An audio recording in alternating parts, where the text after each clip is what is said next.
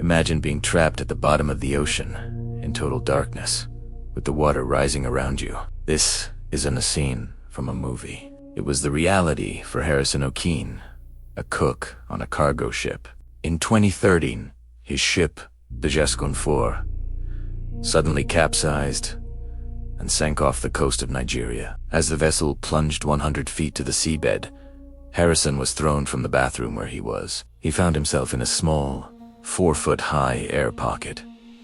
In the engineer's office, he was completely alone in pitch-black darkness, wearing only his underwear. The water was freezing, and all he could hear was the eerie groaning of the ship settling on the ocean floor and the sounds of sea, creatures eating the bodies of his crewmates. He built a small platform out of a mattress to keep himself out of the rising water. For the next 60 hours, nearly 3 days, he sat there, praying and losing all hope.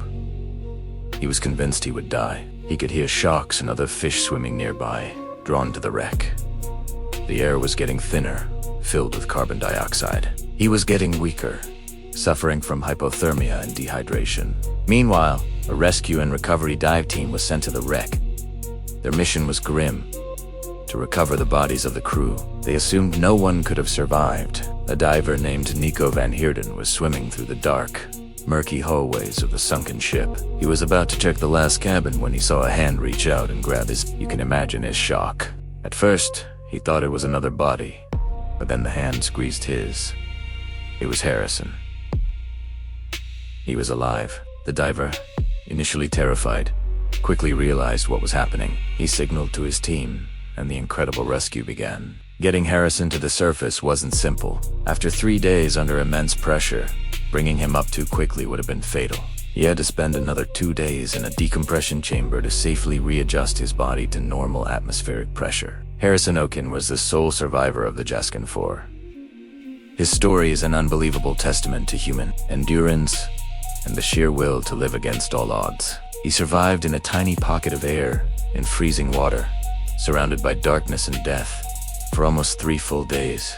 But Harrison's story isn't the only incredible tale of survival. Let's travel from the depths of the ocean to the vast, unforgiving wilderness of Alaska. In 1982, a young photographer named Chris Mick, just 26 years old, arranged to be dropped off by a bush pilot in a remote part of the Brooks Range in Alaska. He planned to spend a few months living off the land, documenting the wildlife and the raw beauty of the wilderness. He had 500 rolls of film, 1,400 pounds of provisions, and a dream of capturing the perfect shot. He set up camp near a small lake and spent the summer exploring, taking stunning photographs of the landscape and animals. He was living his dream. However, he made a critical, life-altering mistake. He had told the pilot to come back for him in August, but he never specified a date. He also, in a moment of misplaced confidence, told the pilot that he wouldn't need to be checked on. He assumed the pilot would just know when to return. August came and went. The pilot never showed up.